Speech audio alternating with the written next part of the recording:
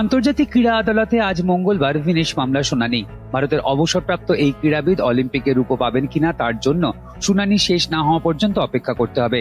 কিন্তু এই শুনানির আগে প্রকাশ্যে এলো আন্তর্জাতিক কুস্তি ফেডারেশনের কিছু নিয়মের গলদ, যা আন্তর্জাতিক আদালতে হাতিয়ার করতে পারেন ভিনেশের আইনজীবী হরিশ সালভে। কি সেই নিয়মের গলদ? এবার অলিম্পিকে জাপান, ইউক্রেন, কিউবার কুস্তিগিরদের হারিয়ে 50 কেজির ফ্রিস্টাইল ইভেন্টের ফাইনালে উঠেছিলেন ভারতের বিনেশ ফোগাট। কিন্তু ওজনের গেরোতে অলিম্পিক থেকে বাতিল করা হয় তাকে। আর এখানেই বিশ্ব কুস্তি সংস্থার নিয়মের বড় ফাঁক দেখতে পাচ্ছেন বিশেষজ্ঞরা। নিয়ম অনুযায়ী ফাইনালে যিনি মার্কিন প্রতিনিধির কাছে হারবেন তিনি রেপিচেস খেলবেন। কিন্তু এখানে রেপিচেসে নেমেছিলেন জাপানি খেলোয়াড় সুসাকি। প্রশ্ন উঠছে, সুসাকি কিভাবে রেপিচেসে নামলেন? কারণ জাপানি এই খেলোয়াড় ভিনেশের কাছেই হেরে গিয়েছিলেন, যা নিয়ম বিরুদ্ধ বলেই দাবি করেছেন বিশেষজ্ঞরা। ফলে এদিনের শুনানিতে উঠতে পারে এই প্রসঙ্গ। ওয়াকিবহল মলের দাবি, এই নিয়মের ফাঁক বলেই হয়তো ভিনেশের গলায় উঠতে পারে রূপো। ফলে সবার নজর এখন আন্তর্জাতিক ক্রীড়া আদালতের দিকেই।